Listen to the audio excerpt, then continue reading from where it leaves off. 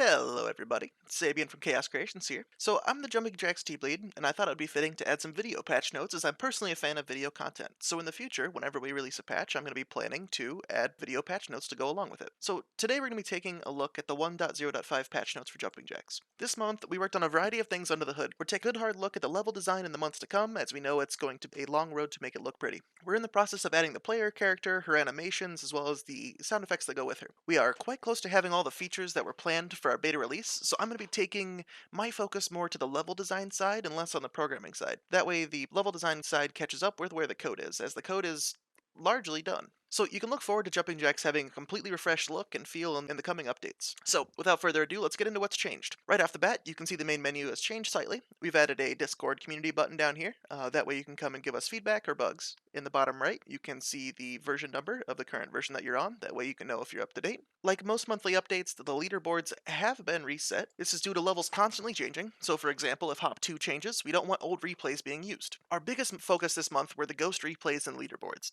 As you can see, the leaderboard now allows you to see both global stats and friend stats, as well as just your friends' times on one leaderboard. So that way, if you gotta kick Damien's butt and rub it in his face, you can do so, right? The ghost replay should be nearly stutter-free compared to the previous versions. We've made it more intuitive to get started. As you can see, all you have to do is click this little checkbox, and this is my Steam account, so it automatically selects the checkbox down here. And once you have one of these selected, if you go ahead and hit play, what'll happen is it'll download that ghost run data, and you can see that little ghost guy starts going on a little walk.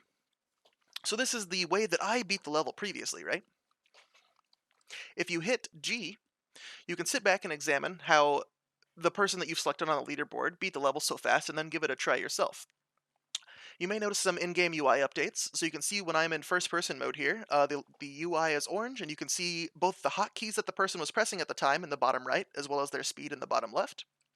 If I pop out of first-person mode, you can see that the UI has not very drastic changes, but we added some shadows behind the UI, so that way it's easier to distinguish on bright levels, right? So that bright green was kind of hard to see when the walls were white. If I go ahead and beat this level,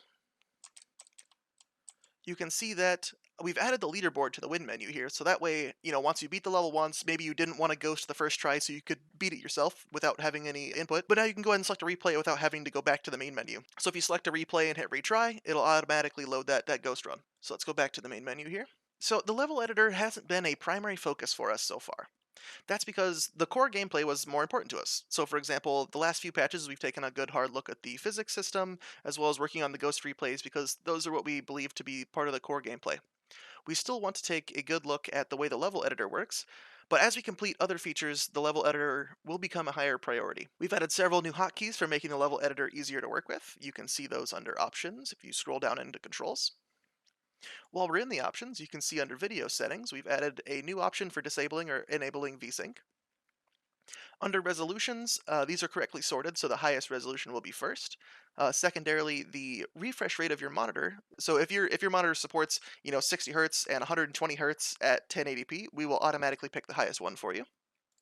We've also added a sound effects slider so you can control the volume of the sound effects. So when you're in the level editor, if we go ahead and just load into one of these guys, we've updated it such that if you now hit the play button, boop, it will spawn you on your first checkpoint automatically. And then when you leave play mode, you'll be right where you were. So it's a little bit less jarring than it was before. As far as the publishing aspect of making levels go, it was a little bit esoteric the way it worked beforehand. So now we made it a little bit easier. So you can see if I delete the level name and the description, it gives you an idea of what you need to do. If I add them back in, you can see they disappear. And then after publishing, it'll let you know what you need to do. When you do eventually end up hitting publish, you'll see it turns gray while it's working. And when it's done, it'll come back.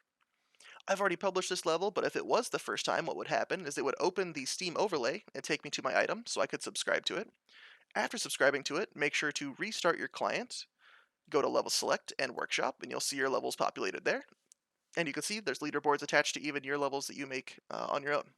So, under the hood, we've made quite a few changes that you likely won't notice. We've added tons of extra debugging to the developer console to make it easier for us to diagnose bugs that you may run into. We've added the performance improvements to lots of the models in game, mainly the windows that were in Hop 2. Hop 2 was kind of a beast of a level since it was our first go at making a fully fleshed out level. So as we add in the rest of the models, we'll continue to improve performance while continuously making the game look prettier. Well, I hope that answers all your questions with the updates that come out this month. Be sure to read the text patch notes as it goes a little bit in more depth than the video does. And that'll be all for me today.